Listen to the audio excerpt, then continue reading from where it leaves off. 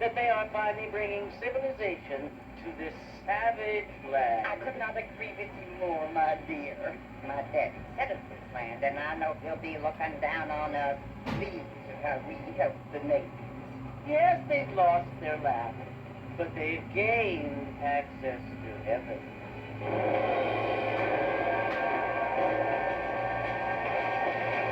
But, Father, do you mean unless an innocent receives communion, they're destined to go to hell? That hardly seems fair. What I mean to say, Jane, is that there is a great deal of difference between an innocent and a savage. I never thought of it that way. Yes, they live like animals, but they're happier now.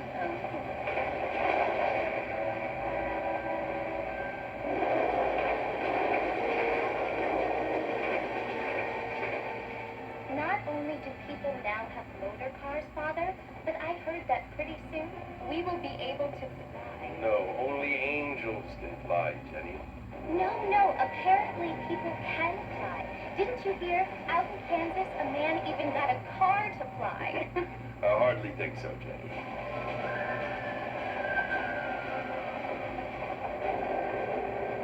Apparently, Mr. Johns wants to run for governor, which is why he's so concerned with cleaning up the state.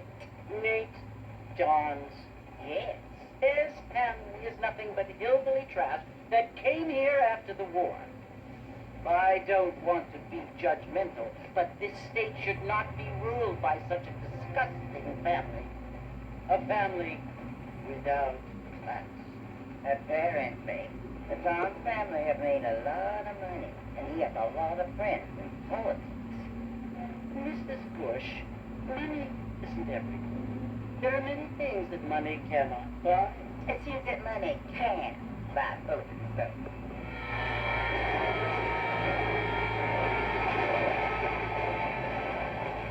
What you must remember, my dear, is that we have been brought here to spread the word. And the word and civilization, they are the same thing. They are the gifts. It is the opportunity we have, the chance to live among people who are decent and who do not kill each other, and who let you worship in peace. It's so confusing, Father. Sometimes I find it impossible to make the distinction between a loving act and a hateful one. I mean, they often seem to be the same thing. Yes, Jenny, it is confusing. But you only have to ask me. Well, here we are, Mrs. Bush. Armadillo.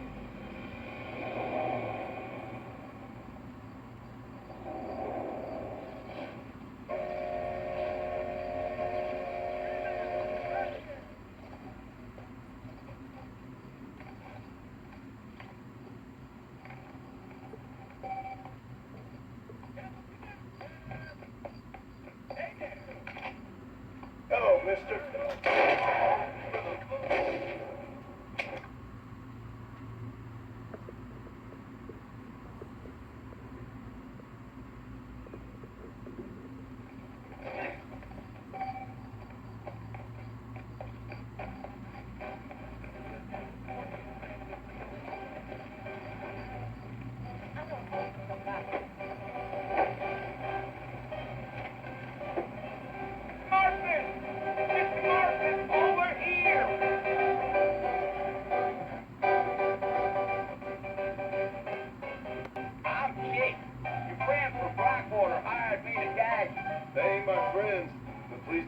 Dick?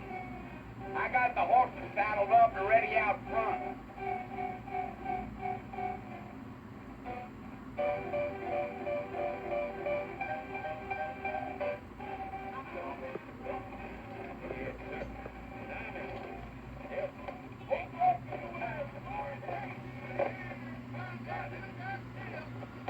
Here I go again.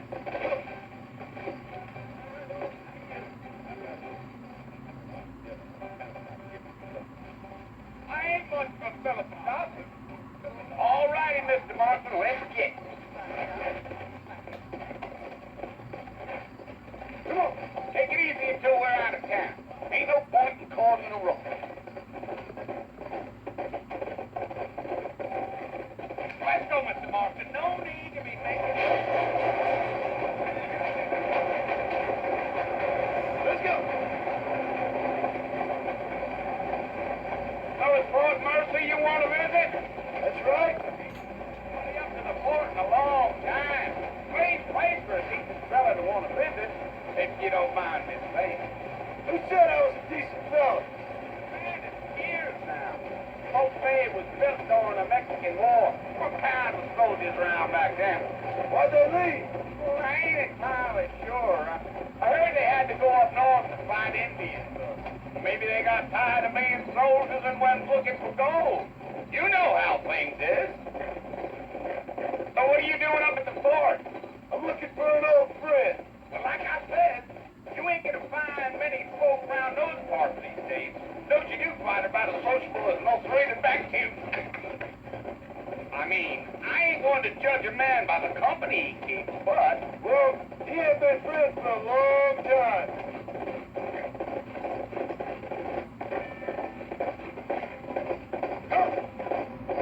Yeah. Are you planning on spending any time in Armadillo, Mr. Marston? I doubt it. I ain't planning on staying very long.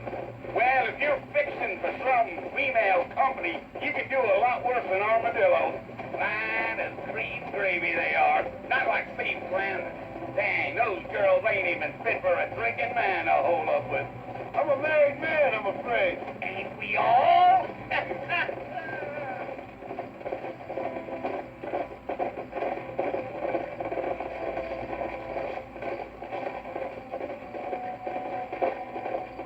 Yeah.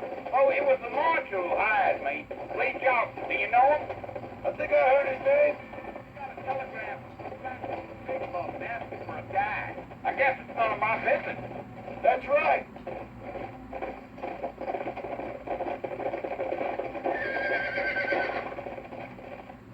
Let's go.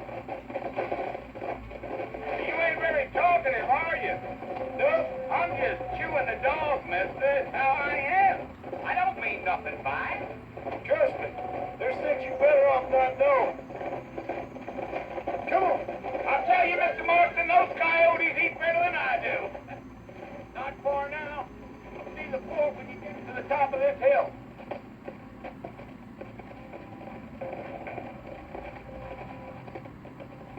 Yeah.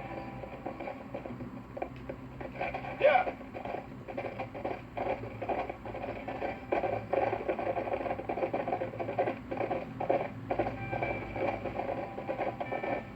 Whoa. Listen, mister.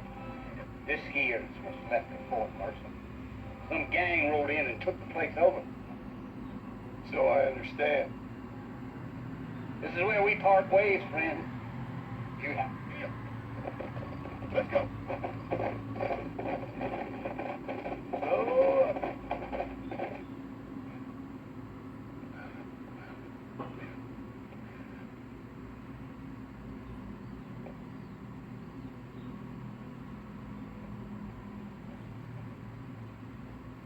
Bill!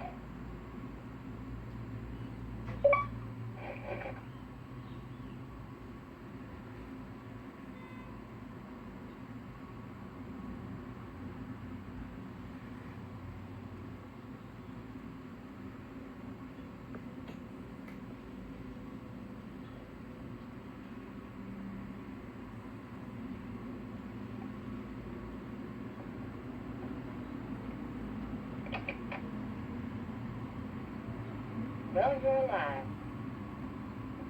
So it would seem. So, how do you feel? I don't know the polite word for it. I do. Stupid is the word we use around here. What were you doing? I was doing something stupid. Well, you'll be okay. Once you didn't die, the doctor said you'd be fine. He got the bullets out a couple days ago. Good. It cost us $15. I'm sorry, madam. You could have left me there to die. Did you want to die? I mean, was that it? Was that why you went straight out to Fort Mercer and picked a fight with the worst bandit in the county? To die, Mr. Marston. John Marston. Bonnie McFarland. Miss Bonnie McFarland. No, you may be right, Mr. McFarland. I don't know. So what were you doing? Trying to give Mr. Williamson a chance. For old time's sake. You know Bill Williamson? Knew him. Long time ago. Well, what was he like? No. Just like you. Thank you, miss. See my hat? I have. And, what would you do now? Now I'm gonna take my time and go after him the less kind way. Well, that sounds very fun, Mr. Marston.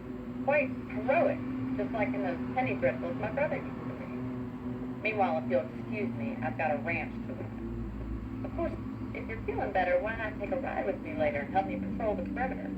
You can earn back some of that money we wasted on doctors. Of course. And thank you for saving my life on me. Next time, Mr. Marston, I strongly recommend you don't try to lose your question, honestly. I'll bear that in mind.